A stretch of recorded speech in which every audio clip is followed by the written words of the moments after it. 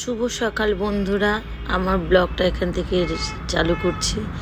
আর দেখো, ঘুম থেকে উঠে এরকম বেশ জানলা দিয়ে দেখছি বেডরুমের মেট্রো যাচ্ছে। কার না ভালো লাগে? সকালবেলা মনটা একদম খুশি খুশি খুশি হয়ে গেছে। আর সেটা তোমাদের সাথেও শেয়ার করে নিলাম। তোমাদের কেমন লাগছে দেখতে অবশ্যই আমাকে জানিও কমেন্টে। আমার তো ভীষণ ভালো লাগছে, সকালবেলা এরকম একটা দৃশ্য দেখে মনটা ভরে গেল। তো ওখান থেকে বেরিয়ে এসে তাড়াতাড়ি করে একটু চা বসিয়ে দিলাম। চা খেয়ে নেবো। চা খেয়ে সকালের মাইন্ডটা ফ্রেশ করে তারপরে সারাদিনের কাজে বসবো।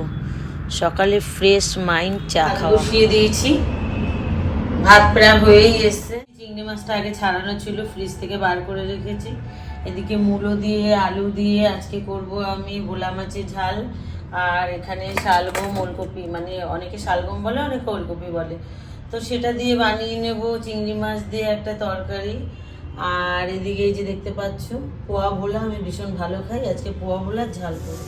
একসাথে পেঁয়াজ আর এটা আদা রসুন আর চা খাওয়ার বিস্কিট দিয়ে গেছে। আর এদিকে দেখছি বস্তা বস্তা এগুলো আলু দিয়ে গেছে। তো এবার আমি সবজিগুলো কেটেছি, ওই জায়গাটা পরিষ্কার করব। তারপরে আমি রান্না বসাবো, সেটা আমি তোমাদেরকে দেখাবো।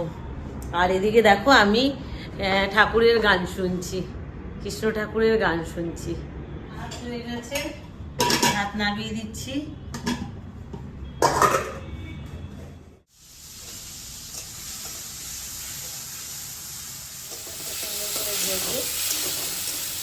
বেশি ভাজবো না, কড়া কড়া করে ভাজলে একটু সেরকম হয়ে যায়।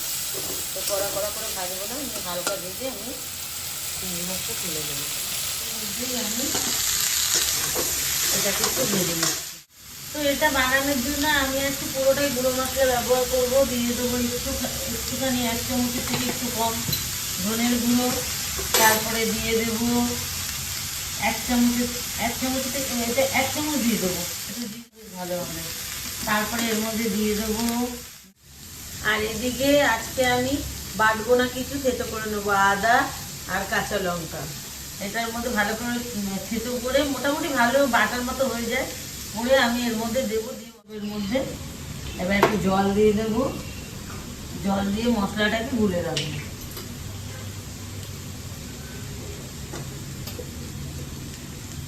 কড়াইতে তেল দিয়ে দিয়েছি, দিয়ে এবার একটু ফোড়ন দেবো, জিরে, শুকনো লঙ্কা, তেজপাতা।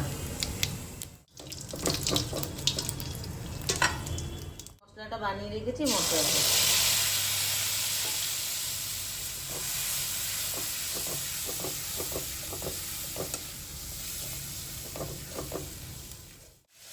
খুব ভালো করে মশলাটাকে কষিয়ে এবার দিয়ে দেবো ভেজে রাখা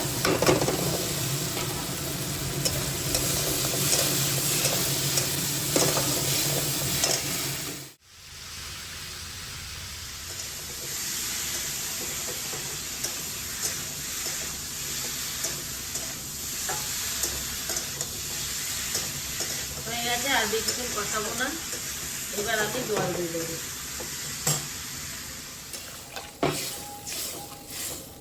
লাগানোর আগে সবসময় ফলো করবে সিটিটাকে দেখে নিতে। পুদিয়ে দেখে নিলে তার মধ্যে কোনো রিস্ক নেই, সেটা তুমি বাড়িয়ে করতে পারবে না, হলে ওই অনেক সময় বাস্ট হয় না। এটাকে সবসময় মাথায় রাখবে।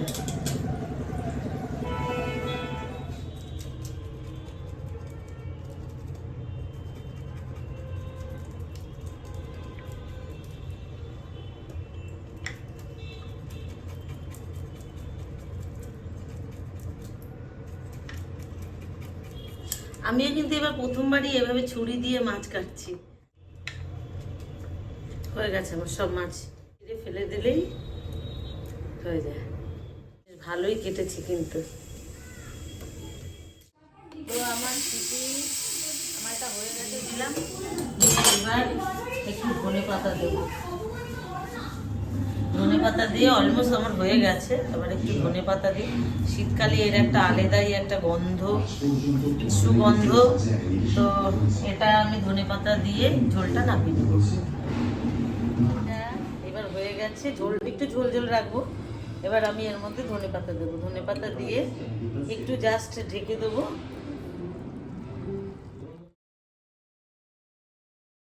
চিংড়ি মাছ দিয়ে তরকারি হয়ে গেছে, দেখে দারুণ লাগছে, খেতে আমার মনে হচ্ছে আরো অনেকটাই ভালো হবে। এটা মাছ দিয়েও খাওয়া যায়। নুন হলুদ মাখিয়ে নেবো পোয়া ভোলা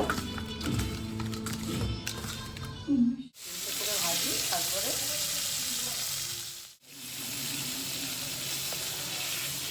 ভোলা মাছটা ভেজেছি, তবে কড়া কড়া করে ভাজে মোটামুটি। আর এইদিকে এই যে মূলো আর আলুটা একটু হালকা করে ভেজে নিয়েছি। আমি টমেটোটা গ্রেট করে রেখেছি। শীতকালে টমেটো দিয়েই রান্না হয়ে যায়, টমেটো আর ধনেপাতা দিয়েই। তো টমেটো ধনেপাতা দিয়েই আমি আজকে রান্না করে নেবো মাছের ভোলা মাছের ঝালটা। সুন্দর করে টমেটোটা মোটামুটি ভাজা হয়ে গেছে। এবার আমি মশলা দিয়ে দেবো এর মধ্যে, একটু জিরের গুঁড়ো, একটু হলুদ আর এই যে লঙ্কা।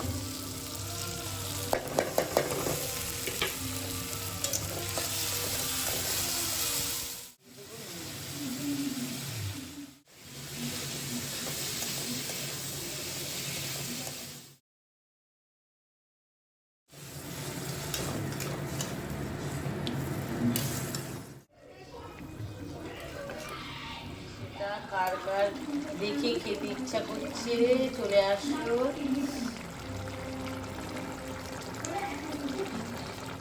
আজকে রেডি আমার রান্না, খাওয়া দাওয়ার। এটা মূলো শাক ভাজা।